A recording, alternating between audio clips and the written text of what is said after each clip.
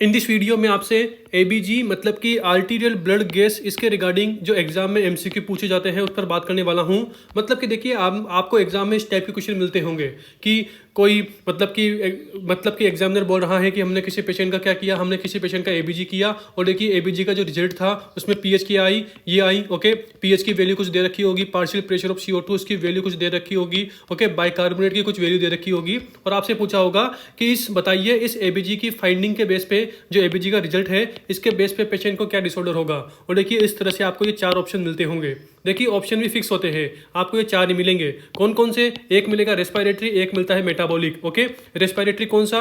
Respiratory एक मिलता है एसिडोसिस, एक मिलता है एल्कलोसिस, ओके। तो these are two options, respiratory acidosis, respiratory alkalosis. और अनदर टू क्या होंगे? मेटाबॉलिक एसिडोसिस और एक क्या होता है? Metabolic alkalosis, okay. तो देखिए ये चार ऑप्शन फिक्स है, ओके। इस तरह से एबीजी की फाइंडिंग दी हुई होगी और आपसे पूछा होगा कि इन फोर में से क्या आंसर होगा, ओके। तो देखिए इन टाइप के क्वेश्चंस को क्रैक करने के लिए मतलब कि इन टाइप के क्वेश्चन को आप विद इन 30 सेकंड में क्रैक कर सकते हैं।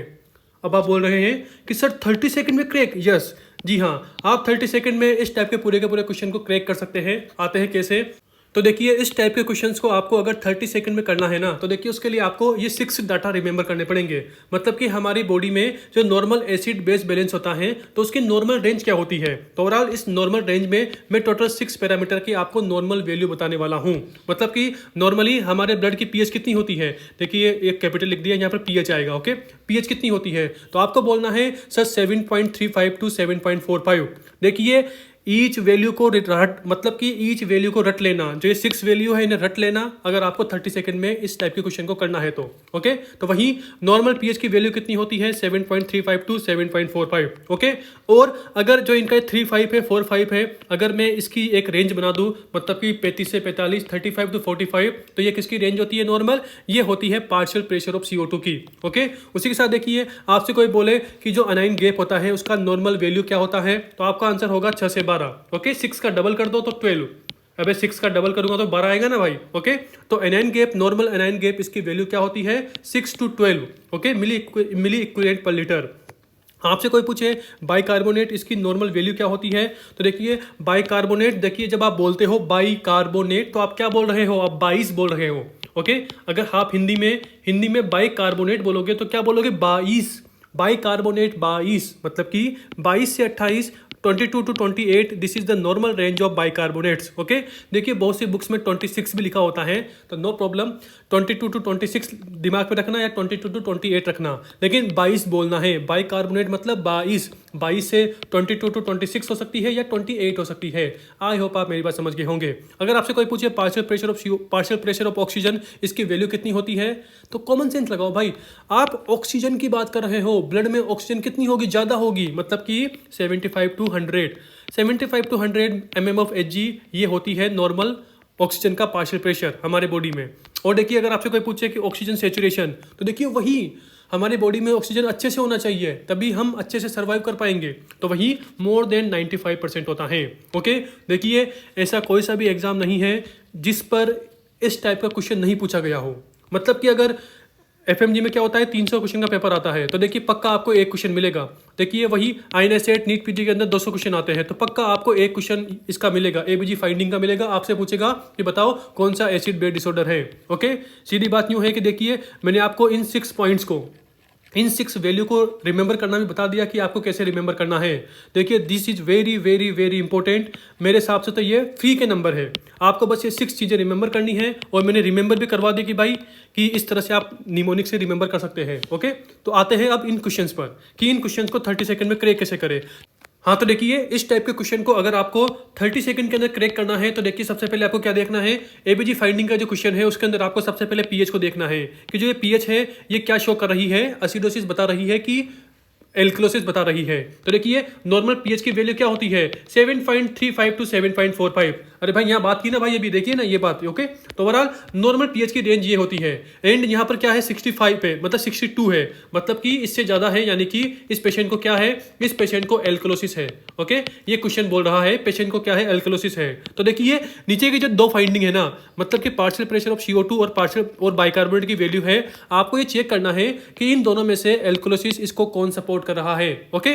मतलब कि पीएच ने तो बोल दिया कि एल्कोलिसिस है। अब देखिए इन दोनों में से कौन एल्कोलिसिस बोल रहा है ये आपको देखना है। अब आप इसे कैसे देखेंगे, देखिए पार्शियल प्रेशर ऑफ CO2 इसकी नॉर्मल वैल्यू क्या होती है, तो आप बोलेंगे sir partial pressure of CO2 इसका ले लो पीएच का लास्ट वाला, मतलब कि 35 to 45, this is the normal value of partial pressure of CO2। Yes, आप एकदम सही बोले। एंड यहाँ पर क्या है 50 है, मतलब कि 45 से ज़्यादा है। अगर पार्शियल प्रेशर ऑफ CO2 ज़्यादा है तो कॉमन सी बात है पीएच क्या होती है, पीएच कम होती है। अरे भाई आपने अगर ये वाली इक्वेशन देखी हो, मतलब कि इस वाली इक्वेशन को भी इसके पैरेलल ऐड कर लेना, मतलब कि 6 तो ये पैरामीटर और ये वाली इक्वेशन ये आपको दिमाग में रखनी है। ओके, देखिए बहुत सिंपल है, आपको पता होगा pH is equal to pKa plus log bicarbonate upon gas. Okay, तो ओवरऑल देखिए यहाँ पे वही, अगर पार्शियल प्रेशर ऑफ CO2 ज़्यादा है तो कॉमन सी बात है भाई, अगर नीचे वाली वैल्यू ज़्यादा है तो ओवरऑल पीएच की वैल्यू क्या होगी, यहाँ पर देखिए यहाँ पर एड ऑन है प्लस है, तो ओवरऑल क्या होगी, अगर पार्शियल प्रेशर ऑफ CO2 ज़्यादा है तो ये वाली वैल्यू डिक्रीज होगी, ये पूरी की पूरी वैल्यू डिक्रीज होगी। अगर डिक्रीज होगी तो ये pKa में ऐड होकर क्या बन जाएगी, पीएच बन जाएगी।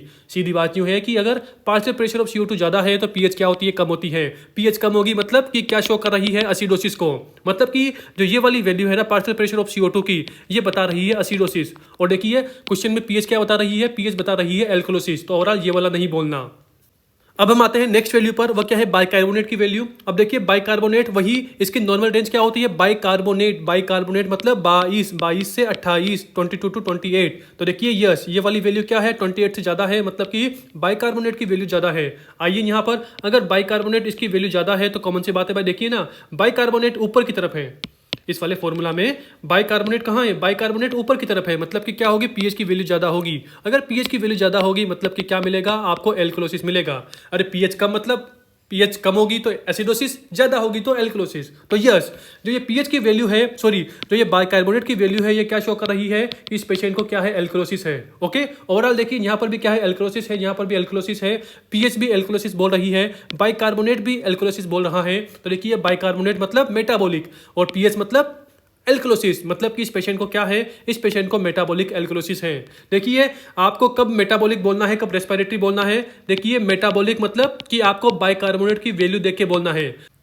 अगर बाइकार्बोनेट इसकी वैल्यू अगर ज़्यादा है, देखिए यहाँ पर बाइकार्बोनेट की वैल्यू ज़्यादा है तो पीएच भी ज़्यादा होगी, पीएच भी ज़्यादा होगी तो क्या बोलेंगे, यहाँ पर हम एल्कोलिसिस बोलेंगे। ओके, एल्कोलिसिस मतलब कि बाइकार्बोनेट की वैल्यू ज़्यादा है तो क्या बोलना है, एल्कोलिसिस। कौन सा एल्कोलिसिस, मेटाबॉलिक, मतलब कि बाइकार्बोनेट है, बाइकार्बोनेट मतलब मेटाबॉलिक, बाइकार्बोनेट मतलब मेटाबॉलिक। अब एसिडोसिस एल्कोलिसिस कैसे बोलना है कि बाइकार्बोनेट की वैल्यू नॉर्मल से ज़्यादा है कि कम है। अगर बाइकार्बोनेट की वैल्यू नॉर्मल से कम है तो क्या बोलेंगे, हम बोलेंगे यहाँ पर एसिडोसिस।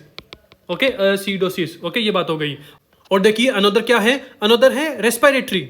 ओके, रेस्पिरेटरी में क्या देखते हैं, रेस्पिरेटरी मतलब पार्शियल प्रेशर ऑफ CO2, ये देख के आपको आंसर देना है। और normal partial pressure of CO2 इसकी नॉर्मल रेंज क्या होती है, 35 to 45 होती है। और अगर क्वेश्चन में पार्शियल प्रेशर ऑफ CO2 है, क्वेश्चन में जो पार्शियल प्रेशर ऑफ CO2 है इसकी रेंज है, मतलब कि जो इसकी जो वैल्यू है अगर वह नॉर्मल से ज़्यादा है, okay, partial pressure of CO2 ज़्यादा है, तो देखिए यहाँ पे देखिए अगर पार्शियल प्रेशर, मैं इसको इरेज करता हूँ थोड़ा, अगर पार्शियल प्रेशर ऑफ CO2 इसकी वैल्यू ज़्यादा है तो कॉमन से बात है भाई पीएच क्या मिलेगी, हमें पीएच कम मिलेगी। अगर पीएच कम मिलेगी तो क्या बोलना है आपको यहाँ पर एसिडोसिस बोलना है।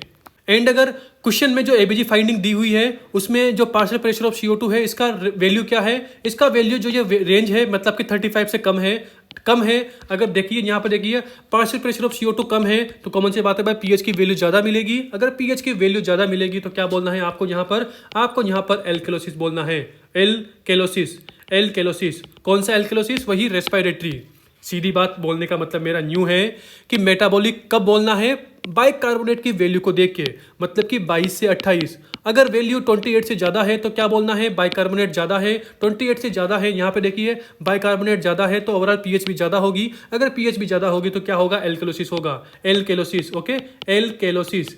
और वही अगर बाइकार्बोनेट इसकी वैल्यू कम है, मतलब कि 22 से कम है, बाइकार्बोनेट की वैल्यू कम है, यहाँ पे देखिए बाइकार्बोनेट कम है तो पीएच भी कम होगी। अगर पीएच भी कम होगी मतलब कि क्या होगा, एसिडोसिस। कौन सा acidosis, metabolic acidosis, metabolic alkalosis. I hope आप मेरी बात समझ गए होंगे। वही रेस्पिरेटरी, ये वर्ड आपको तभी मुंह से निकालना है, तभी बोलना है जब आप बाइकार्बोनेट की वैल्यू को देखोगे। जब आप किसकी वैल्यू देखोगे, जब आप पार्शियल प्रेशर ऑफ CO2 की वैल्यू देखोगे, क्योंकि आप लंग से क्या करोगे, CO2 को एक्सेल इनहेल करोगे, कॉमन सी बात है भाई। ओके, और वही normal partial pressure of CO2 इसका रेंज क्या होता है 35 to 45। और वही अगर क्वेश्चन में जो वैल्यू है पार्शियल प्रेशर ऑफ CO2 इसकी वैल्यू 45 से ज्यादा है, मतलब कि क्या बोलना है, देखिए अगर value partial pressure of CO2 इसकी वैल्यू ज्यादा है तो कॉमन सी बात है भाई पीएच कम होगी। देखिए नीचे की तरफ है ना भाई, पीएच कम होगी, मतलब कि क्या बोलना है, एसिडोसिस बोलना है। और वही पार्शियल प्रेशर ऑफ CO2 इसकी वैल्यू 35 से कम है। ओके, 35 से कम है तो ओवरऑल देखिए पार्शियल प्रेशर ऑफ CO2 इसकी वैल्यू कम है तो ओवरऑल पीएच की वैल्यू ज्यादा मिलेगी। अगर पीएच की वैल्यू ज्यादा मिलेगी तो क्या बोलना है आपको, एल्कलोसिस बोलना है, मतलब कि रेस्पिरेटरी एसिडोसिस, रेस्पिरेटरी एल्कलोसिस। आई होप आप मेरी बात समझ गए होंगे। ओके, अब देखिए एक और प्रैक्टिस कर लेते हैं ताकि जो हमारा कॉन्सेप्ट है वो एकदम क्लियर हो जाए। ओके, देखिए अब मैं ना 30 सेकंड में करूंगा आंसर, मतलब इस वाले क्वेश्चन का, जैसा मैंने बोला था वही एबीजी की फाइंडिंग है, ये वैल्यू है, बताइए आंसर क्या होगा। तो वही सबसे पहले आपको क्या देखना है, पीएच को देखना है, पीएच कितनी है, यहाँ पर देखिए, यहाँ पर जो पीएच है सर वो है 2.8। नॉर्मल वैल्यू क्या होती है, नॉर्मल पीएच की वैल्यू होती है 35 से 45, 7.35 से 7.45, तो यहाँ पे कम है, मतलब कि क्या है, दिस इज एसिडोसिस। हाँ, तो पीएच क्या बता रहा है कि पेशेंट को क्या है, एसिडोसिस है। तो मुझे अब देखना है कि इन दोनों में से कौन सी वैल्यू एसिडोसिस को सपोर्ट कर रही है। तो आप देखेंगे यहाँ पर कि पार्शियल प्रेशर ऑफ CO2 ये क्या है 30 है, नॉर्मल रेंज क्या होती है 35 से 45, मतलब कि कम है। अगर पार्शियल प्रेशर ऑफ CO2 कम है तो पीएच ज्यादा मिलेगी, पीएच ज्यादा मिलेगी, मतलब कि ये क्या बोल रहा है, पार्शियल प्रेशर ऑफ CO2 बोल रहा है कि इस पेशेंट को क्या है, इस पेशेंट को एल्कलोसिस है। ओके, और देखिए बाइकार्बोनेट इसकी वैल्यू क्या है 14 है, और नॉर्मल बाइकार्बोनेट की वैल्यू क्या होती है, बाइकार्बोनेट 22 से 28। ओके, तो ओवरऑल बाइकार्बोनेट कम है। अगर बाइकार्बोनेट कम है, यहाँ पे देखिए अगर बाइकार्बोनेट कम है तो ओवरऑल पीएच भी क्या होगी, कम होगी, मतलब कि क्या होगा, एसिडोसिस होगा। तो ओवरऑल बाइकार्बोनेट कम है तो बाइकार्बोनेट क्या बोल रहा है कि पेशेंट को क्या है, पेशेंट को एसिडोसिस है। मतलब कि सर आप यूं बोल रहे हैं कि पीएच क्या बोल रही है, एसिडोसिस, और बाइकार्बोनेट ये भी क्या बोल रहा है, एसिडोसिस। और वही अगर बाइकार्बोनेट है तो क्या बोलेंगे, बाइकार्बोनेट मतलब मेटाबॉलिक। और देखिए कौन सा, एसिडोसिस, यानी कि मेटाबॉलिक एसिडोसिस। ओवरऑल इस वाले क्वेश्चन का आंसर क्या होगा, मेटाबॉलिक एसिडोसिस। ओके, देखिए मैंने यहाँ पर आपको थोड़ी वैल्यू बताई थी इसलिए ज़्यादा टाइम हो गया, लेकिन मैं बोल रहा हूँ ना, आप क्वेश्चन सोल्व करेंगे तो आप 30 सेकंड के अंदर आंसर कर सकते हैं। ओके, और देखिए फ्री के नंबर है। ओके, ये बात हो गई। ओवरऑल देखिए मैंने यहाँ पर जो मेन कॉन्सेप्ट है उसकी पूरी की पूरी बात कर ली। आपको बस ये 6 पैरामीटर दिमाग में रखने हैं, उसी के साथ देखिए ये वाली इक्वेशन आपको दिमाग में रखनी है। ओके, इस पूरे के पूरे डाटा को, इस 6 डाटा को आपको इस वाली इक्वेशन पर अप्लाई करना है। ओके, एंड आज की हमारी वीडियो यहीं पर फिनिश होती है।